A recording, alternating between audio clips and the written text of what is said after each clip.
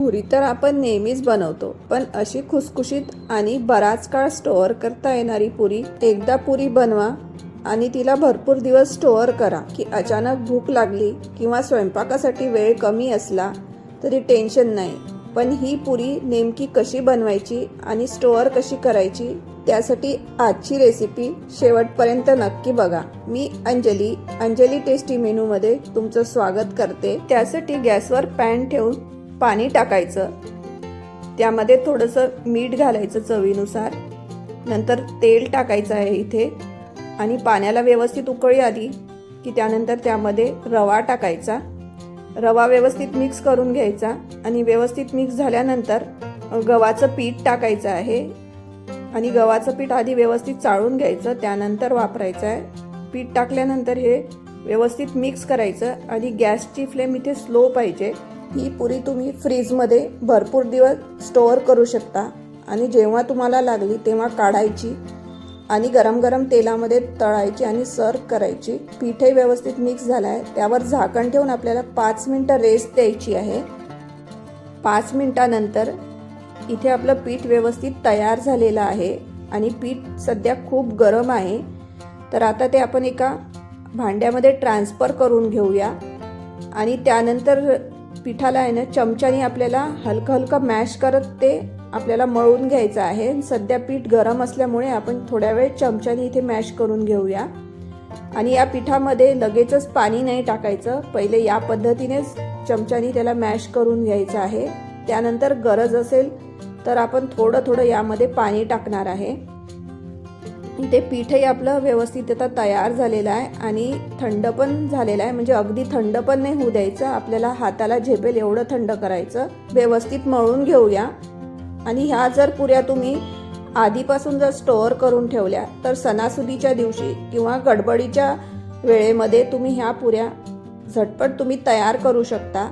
आता यामध्ये थोडंसं आपण पाणी टाकून घेऊया, म्हणजे 1 ते 2 चमचे मी इथे पाणी टाकलेलं आहे. ज्या पद्धतीने पुरीला आपण कणिक मळतो त्या पद्धतीची आपल्याला इथे कणिक मळून घ्यायची आहे आणि गरज असेल तर थोडं इथे पाणी टाकायचं आहे. या पद्धतीने जर तुम्ही पुऱ्या बनवून ठेवल्या तर 1 दिवस तुम्हाला थोडासा वेळ द्यावा लागतो, त्यानंतर तुम्हाला लागेल त्या वेळेला तुम्ही झटपट काढून ह्या पुऱ्या तळू शकता.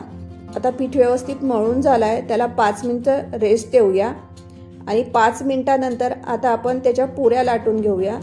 तुम्ही ज्या साईडच्या तुम्हाला पुऱ्या पाहिजे त्या साईडच्या इथे पुऱ्या तुम्ही लाटून घ्यायच्या आहे आणि गोळा आपल्याला हाताच्या साहाय्याने व्यवस्थित मळून घ्यायचा आहे आणि त्यानंतर आता आपण त्याची एक मोठी पोळी लाटून घेऊया आणि ही लाटताना जास्त पिठाची पण गरज पडत नाही, कारण की आपण याला उकळ काढलेली आहे. त्यासाठी ज्या माझ्या सखी मैत्रिणी जॉब करतात त्यांच्यासाठी तर ही रेसिपी एकदम परफेक्ट आहे.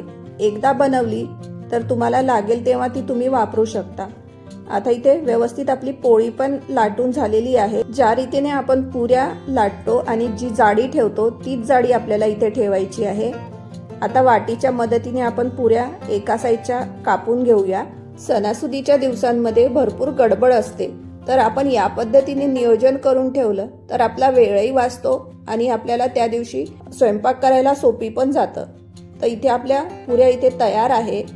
आता आपण या पुऱ्यांना कपड्याने झाकून घेऊया आणि पुऱ्या आपल्याला कपड्यानेच झाकून ठेवायच्या, नाही तर त्या कोरड्या होतील. आता आपण स्टीमर ठेवूया, ज्यामध्ये आपण इडल्या वगैरे करतो ते, आणि त्या सर्व पात्राला मी तेल लावून घेतलं आणि त्यामध्ये आपल्याला एक पुरी ठेवून घ्यायची आहे आणि त्यानंतर ह्या पुऱ्या आपल्याला इडली पात्रामध्ये स्टीम करायसाठी ठेवायच्या आहे. तुम्हाला वाटेल ह्या पुऱ्या स्टीम केल्या तर तळल्यानंतर त्या व्यवस्थित होणार नाही, तर तसं बिलकुल नाही आहे. जसं आपण नॉर्मल पुरी आपण बनवतो त्याच पद्धतीने या पुऱ्या तयार होतात. आता इडली पात्राला झाकण लावून आपल्याला 5 ते 10 मिनिटं वाफवून घ्यायचं आहे. त्यानंतर पुऱ्या काढून घ्यायच्या आणि या पुऱ्या आपल्याला सर्व व्यवस्थित गार करून घ्यायच्या आहे. ज्या वेळेला मी ही पहिल्यांदा रेसिपी ट्राय केली तर मला पण वाटलं ह्या पुऱ्या व्यवस्थित तयार होणार नाही, पण इतक्या सुंदर ह्या पुऱ्या तयार होतात आणि आपण पात्राला जे तेल लावलं आहे त्यामुळे ती पण सहज काढता येते आणि पात्राला चिटकत सुद्धा नाही. पुऱ्या तळून घेऊया. त्यासाठी गॅसवर पॅन ठेवून त्यामध्ये तेल टाकून घेऊया आणि तेल पण आपल्याला व्यवस्थित गरम करून घ्यायचं आहे आणि इथे पुऱ्याही आपल्या बघा व्यवस्थित तयार झालेल्या आहे आणि पूर्ण गार पण झाल्या आहेत त्या. आता तेलही आपलं व्यवस्थित गरम झालेलं आहे. त्यामध्ये आपल्याला पुरी टाकून घ्यायची आहे आणि झाऱ्याच्या मदतीने त्यावर हलकं हलकं तेल टाकायचं. त्यामुळे पुरी पण छान व्यवस्थित टम्म फुगते. त्यानंतर दोन्ही साईडनी गोल्डन ब्राऊन होईपर्यंत पुरी तळून घेऊया आणि ही पुरी स्टोअर कशी करायची ती आता बघूया. पुरी स्टोअर करायला अगदी सोपी आहे. सर्व पुऱ्या व्यवस्थित गार झाल्यानंतर एकावर एक ठेवायच्या आणि जी झिपलॉकची पिशवी राहते त्या पिशवीमध्ये ह्या पुऱ्या स्टोअर करायच्या आहे. व्यवस्थित पुऱ्या टाकल्यानंतर आपल्याला व्यवस्थित ते सील करून घ्यायचं आहे. त्यामध्ये हवा वगैरे नाही राहिली पाहिजे या पद्धतीने. आणि या पुऱ्या आता तुम्ही व्यवस्थित पॅक केल्यानंतर फ्रीजमध्ये ह्या स्टोअर करू शकता. इथे आपल्या पुऱ्या पण व्यवस्थित छान तयार झालेल्या आहे. बघा किती सुंदर आपल्या पुऱ्या तयार आहेत. रेसिपी आवडली असेल तर लाईक करा, शेअर करा आणि सबस्क्राईब करायला विसरू नका. पुरी पण इथे व्यवस्थित मस्त तयार झालेली आहे आणि एकदम सॉफ्ट इथे पुरी तयार आहे. बटाट्याच्या भाजीसोबत ही पुरी तर अप्रतिम लागते. तर अशाच पद्धतीने तुम्ही ही रेसिपी ट्राय करा आणि तुमचा वेळ वाचवा. भेटूया पुढच्या रेसिपीमध्ये.